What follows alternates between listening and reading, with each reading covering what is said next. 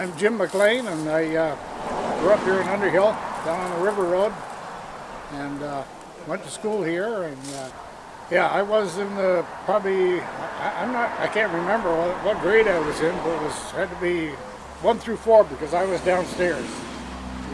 The higher classes were upstairs. I mean, the higher grades were upstairs, and that's where Miss Flynn was. And another thing you mentioned about Miss Flynn is she was very, she could hit your knuckles pretty easily or twist your ear, and you didn't get any repercussions. You just did what you were supposed to do. There was in my class, I think there was 4.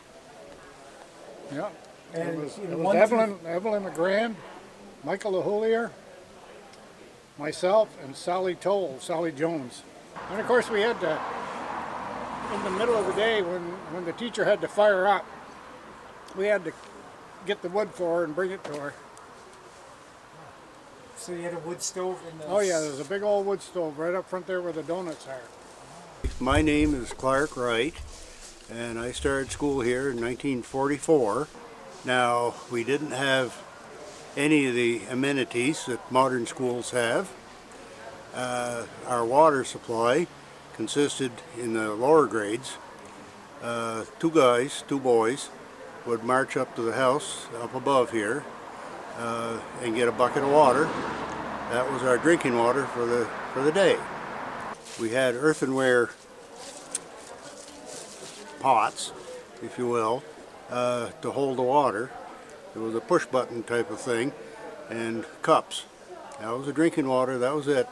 You didn't wash your hands because there wasn't any facilities. And we had rudimentary outhouses. Some of the kids would come right straight from their farms, and they certainly smelled of barn because they were up at 5 o'clock in the morning to help with the chores, and outside of a quick breakfast get here to school. The same hands that helped milk, do all that kind of thing, took care of physical needs here themselves. We ate with those same hands, not washed until we got back home at night. Pretty grim. Can you imagine that today? The second grade on for several years was a retired farmer by the name of Mr. Jimmo. Had a 35 International pickup truck, what we would call a camper box. He built onto the back of it 2 benches running lengthwise so your knees were touching each other. The tailgate flopped down. There was a step on it. You got up in there. I don't remember a chain being across or anything else for safety. I don't recall the school ever being closed on account of weather, stormy weather, whatever. If necessary, he stopped and put on a set of tire chains and kept going. We were late sometimes.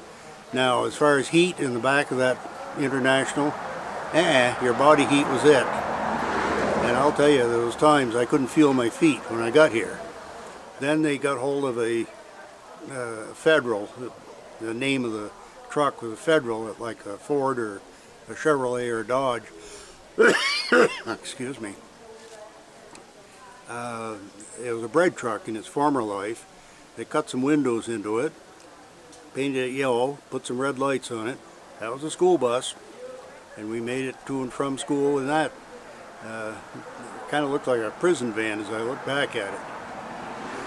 Later on, when we were in the upper the 5th through the 8th grade, in fact, I'm not so sure, well, maybe it started in 3rd or 4th grade, there was a Mrs. Pryor, lived over street. She would cook up a big pot of soup or make sandwiches or corn chowder, something of that nature, transport it here in a 37-8 Chevrolet car. That was our hot meal, more like a warm meal, but it was good and nourishing. Mrs. Pryor was an excellent cook.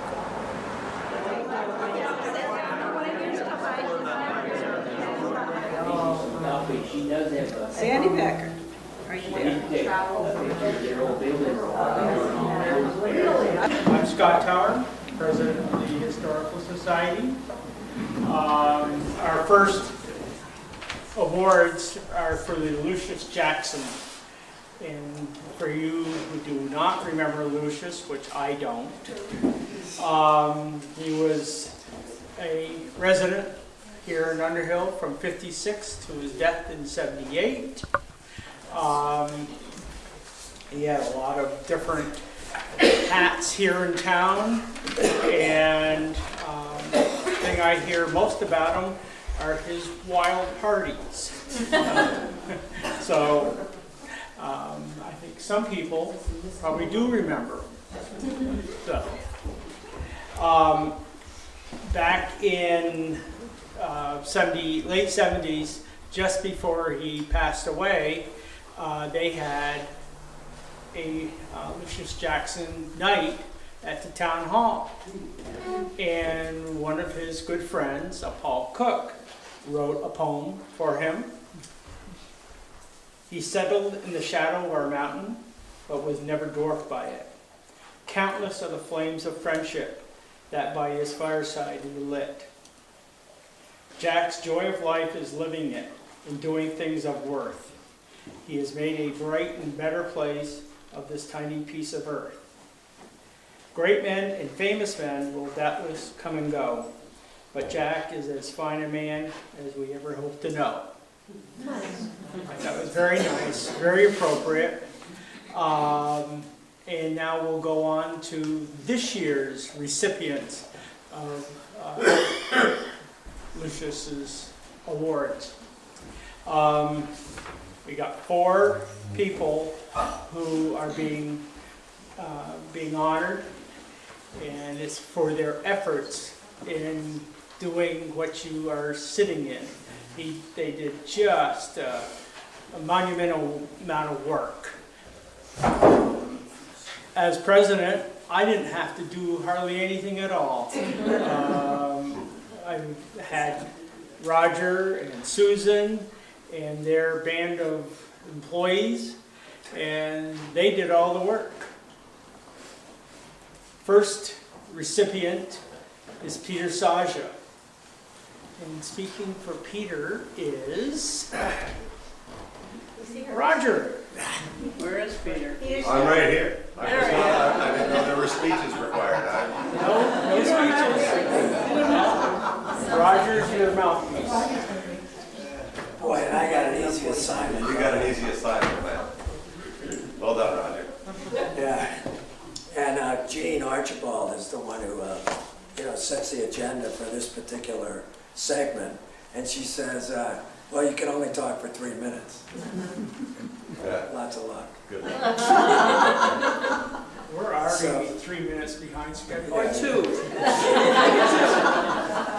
So, actually, the reason we're all here is because of Pete. He's the instigator. So, here's how it all started.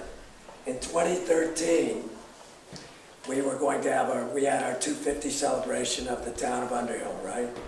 So him and others in town, I assume, wanted to open up this building.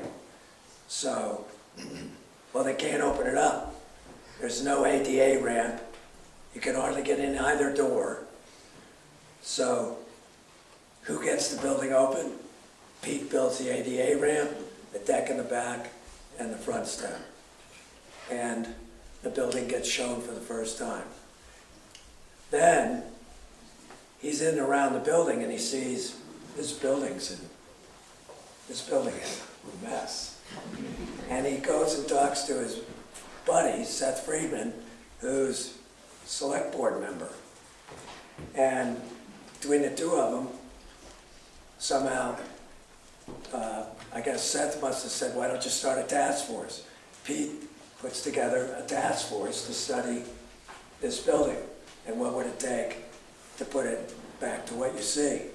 Well, the task force met for about 8 months. Pete again types up everything there is about the 8 meetings and the guesstimate estimate as to what it's going to take to do this building. He delivers it to Seth Friedman as a finished task force product. Seth essentially turns it back to him and says, well, what are you going to do now? So in the back of his mind for a while, Pete again thinks of this group called Friends of the Old Schoolhouse with one focus: just renovate the schoolhouse, raise money, get her done. And it took the pressure off of the Historical Society. So we're moving along, and then we have, we go all the way to the beginning of 2016, and who writes the first construction bid, what's known as an RFP, to start repairing this building. This north wall was a mess. So the north wall, the fire escape were first. Pete wrote the RFP. Pete hung in there and answered questions for the contractor. The north wall gets done. Now we're into 2017, and we still have three walls to do, plus window frame, casings, what do they call the bed? The cornices, so all that up above.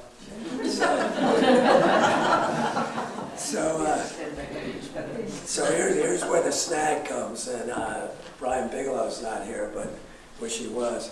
So we had, well, Rick Hayes here, so he can jump in at any time. So we had to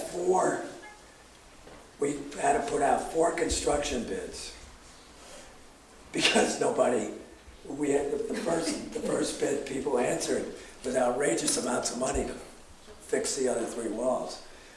Pete being our overall construction consultant, and the select board said, no way. Did it a second time. A couple bids, bad. Third time, no bids. We said, well, we'll try a 4th time. We put this out for the 4th bid in September, October of 2017. All that construction bid that Pete had written. Nothing, nada. We turn to the select board and go, what are we going to do?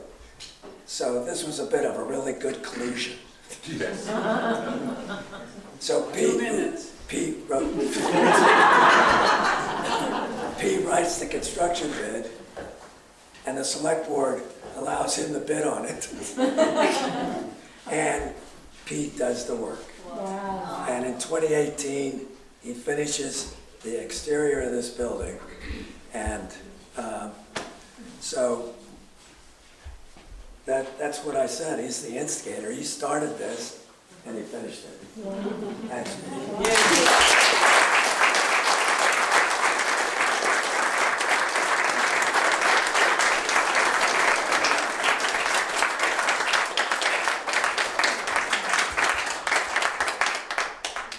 Second honoree is Susan Thomas.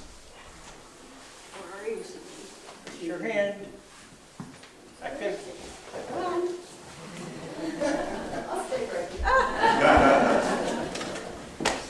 I'm going to just say something for 30 seconds about Susan. She got involved in the year that the 250th anniversary happened, and when there was an interest in the town and the town's history, a lot of that interest waned over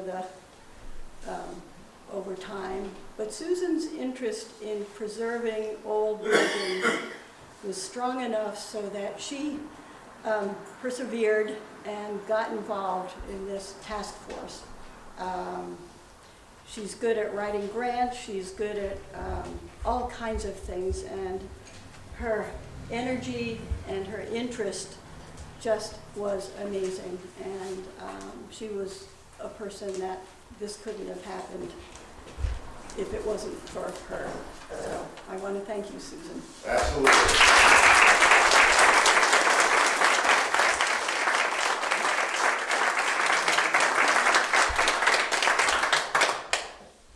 Next one is in absentia, Sandy Packard. I haven't seen him. Can Roger? Yeah, we'll go ahead. Sandy might turn up, right? Okay. about Susan is that she recently wrote a history of the schoolhouse, and you should take a look at it. It's over on the table here. You're welcome. If you really will read it and keep it in a prominent place in your home, you're welcome to take a look at it. So they're not for sale, but they're a lot of work, right, Susan? Yeah. A lot of hours for such a short. The third recipient you've already heard from is Mr. Roger Fry. Every town has folks in it who just work tirelessly for a cause, and they don't claim any glory for it, and Roger's one of those. He's really been absolutely persistent from the early days. I was going to say something about the early days, but he covered that. The task force in 2014, there was a survey of the town at town meeting to see how the town would respond to renovating this building, and a fundraising packet was raised then. And the task force and the Friends of the Old Schoolhouse Committee has been operating on its own with Roger essentially as chairman, although it's been a work of many. And he's become really the face of the committee, particularly with the select board. He spent a lot of time going to select board meetings and keeping the communication going. So the work that he has done, and that had to be done by everybody, was communication, money management, and the redecoration. And all of those efforts were really done by Roger and others. He's got a great understanding of how to do all the three things that I just mentioned. He told me that he's really happy that he's been doing it in the last 4 or 5 years because he's met so many great people, and that's one of the benefits of working on something like this, is that you meet so many people. And he ended his talk with me with the quote that seems to be applying to all of this: it takes a village to preserve history. So thank you, Roger, for everything you've done.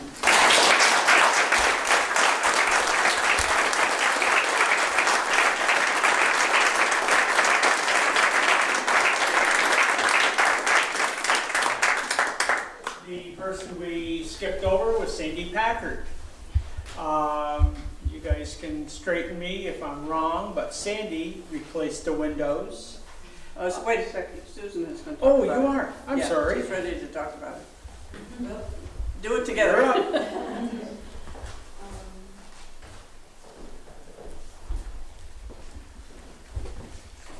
Before I talk about Sandy, I wanted to say something else about Roger. Roger and I went to a fundraising workshop put on by the Preservation Trust a couple of years ago, I think that was, and one thing I really took away from that was they said every project, every restoration project or big project like this needs a spark person, and that's what Roger has been. He has raised a tremendous amount of money for this project. He's cracked the whip and kept us all on task and made sure we all did everything we were supposed to do. And this definitely couldn't have happened without him. I wish Sandy were here because I had to talk about Sandy because I feel like reconnecting with him has been my best contribution to this project. If he were here, he would hate it because he hates attention, and I can relate to that. But when we started this project, I learned that Sandy originally, and maybe all of you don't know this, Sandy made most of these windows back in the 1980s. during that first restoration project that was also an Underhill Historical Society project, but with different people. So I don't know what happened or why all the original windows disappeared. There's one left in the upper back corner. So Sandy reproduced all these. And when we started, I wanted to talk to him about what he did and talk to him about what we wanted to do. And I couldn't believe it when he offered to restore all these windows. After 30 years of this building sitting empty with almost no maintenance, the windows were in really rough shape again. Not so much the ones he made, more the factory-made ones that they bought toward the end, but still all of them really needing rotten wood replaced, reglazing, everything. So he took them home one at a time to his workshop in Essex, where he lives. He restored them over a period of several months. And he would take one home, fix it, bring it back, take another one. And then when we were ready to rebuild the staircase, which was lost, I'm sure it was greatly damaged in the fire, and then of course when they put the garage door right where the staircase sits, that was certainly the end of the original staircase. And when we decided to, that we were ready to rebuild it, we asked him if he would consider doing that. And he did, at a price that pretty much guaranteed he wouldn't make any money on it.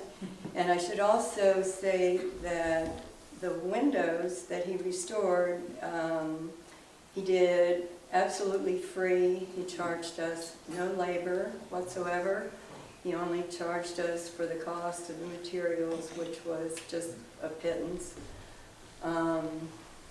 So he built this beautiful staircase, took great pains to find someone who could reproduce the profile of the railing. He did all these things, I think, because he loves old buildings. He has a lot of respect for the materials, the old construction methods, he's kind of a dying breed of craftsmen that we could use a lot more of, and we want to preserve our historic landscape. So I just feel like if we hadn't reconnected with Sandy, we would still be here trying to raise money to finish this building. And I wish he were here so we could thank him, but we will all thank him personally. So, thank you.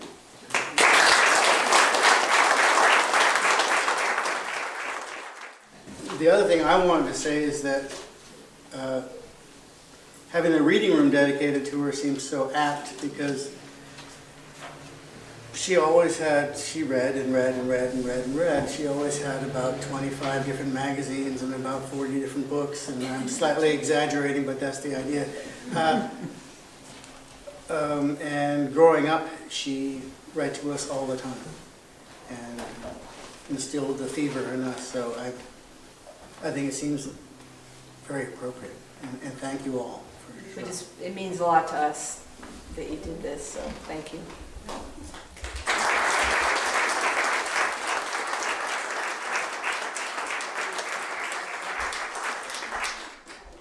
We're only 4 minutes behind.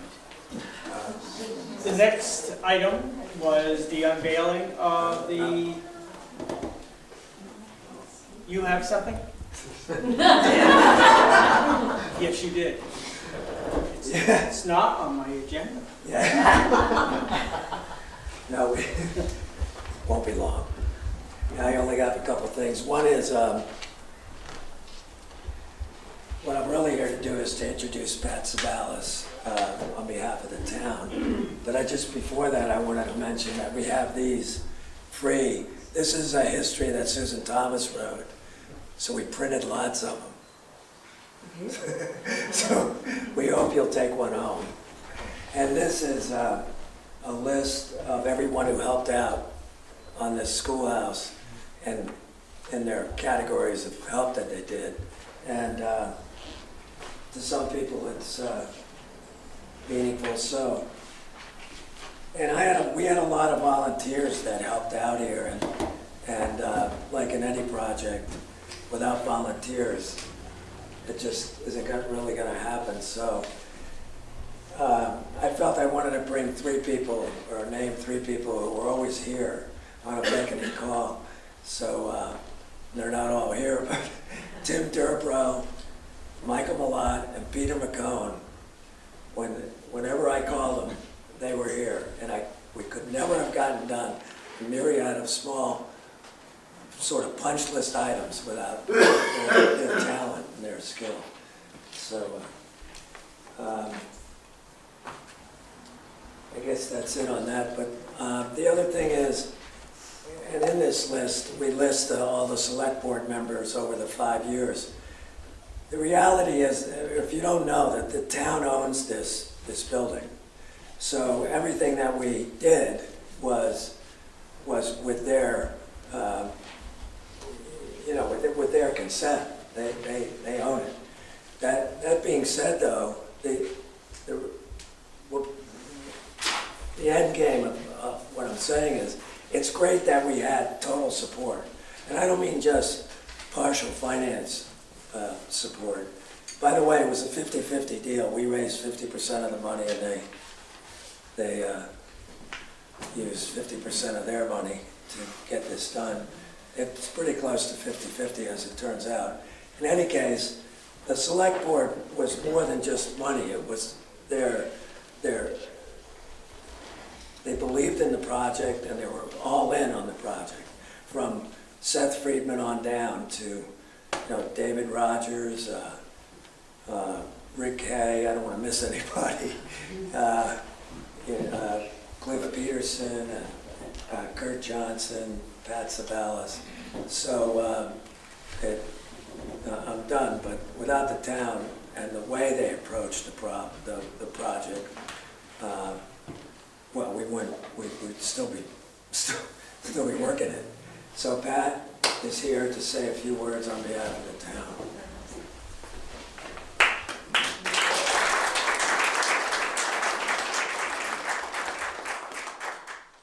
Good afternoon. I'm delighted to be here in this gorgeous building to commemorate, or not commemorate, that's a little premature, I guess, but to thank all the people in the Historical Society and volunteers who made this a reality. As you may know, in the 19th century, this town was divided into 15 districts, this being District 5. And I don't want to step on Susan's toes with her history. I remember seeing Susan sitting downstairs in the town hall reading ancient texts of select board meeting minutes and school board minutes to write her history. But just from my interest, I looked into a little bit of history and discovered that District 5, Underhill Center, was a community that was really quite prosperous thanks to all the logging that happened up on the mountain. And to support that business and the citizens who lived here, we had 2 stores, we had a church, we had the schoolhouse, and many diverse industries, actually, which is kind of interesting now to think about back then when it was a major undertaking to drive to get to Burlington, to ride a horse to Burlington, whatever, that some of us do every day to just go to business.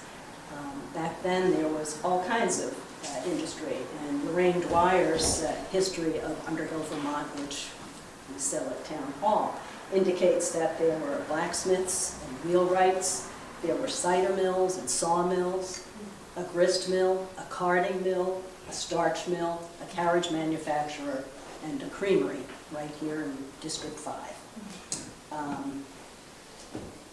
as we'll be reminded when we unveil the state historical marker, which we're all excited to see substitute for the schoolhouse sign that we've been looking at for many, many years. Underhill's first school here in this location was built way back in 1820, and it was replaced in 1836 by another school. And then, when that school was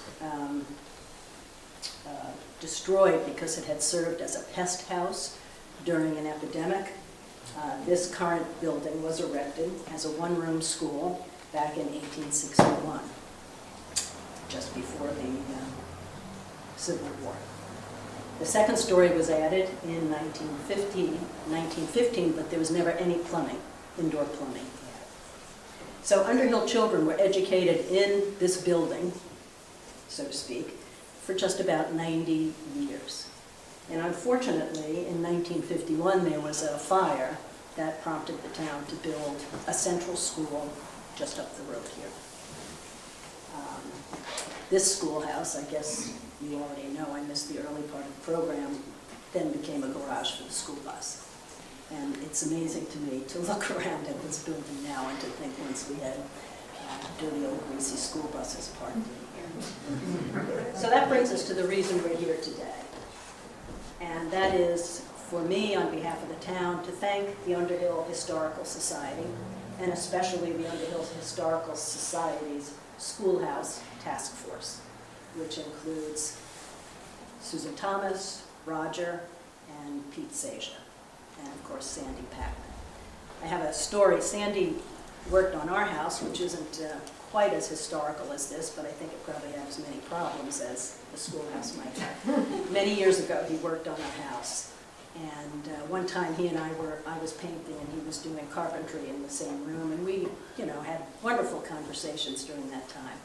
And one time we were talking about how Range Rover, the car sport utility manufacturer, had a business up in Fairfax or Fletcher where you could go to camp, and get stuck in the mud, and they'll teach you how to get out, teach you how to drive on a bad, steep road. And Sandy says, I don't get it. Boy, when I was a boy on the farm, you got stuck in the mud, it just ruined your day. And we had people paying for the So the town wants to thank the Historical Society and the task force for their vision to even conceive of this project and to see the potential. To thank them for their fortitude to secure funding for the project, which is always an onerous task. They identified and applied for grants. They solicited donations from all kinds of people. They persuaded the voters in the town to approve the use of town funds to help restore the schoolhouse. So it was nice of Roger to say that the select board did it, but really the town citizens did it. It's town tax money that helped move this project along, as well as all the efforts to get private contributions. I also want to thank you for your stamina to find and manage the contractors, keep the project moving forward and within budget. Although we may have questions about where the budget is. And finally, your creativity in follow-up. Getting this building listed in the National Register of Historic Places back last year, and now securing a Vermont roadside historic marker for the schoolhouse. And you may have already heard this, but of the 258 historical markers in Vermont, we are one of only 3 or 4 that recognize the historic importance of the schoolhouse. So thank you, Roger, Susan, Sandy, Pete, and the entire Underhill Historical Society. And I also want to mention, like Roger and others have said, the volunteers who worked on this building have been, it's amazing. I can't tell you how many times I drove up and down this road and saw people out painting and landscaping and cleaning up around the grounds. So I want to also be sure that we thank the volunteers and we thank the voters of the town who approved the use of certain town monies. So I hope that your efforts will remind us of those who went before us in this wonderful town and to help us remember the value of public education that's available for all children, regardless of their family's background or their family's income. So thanks very much. Thank you.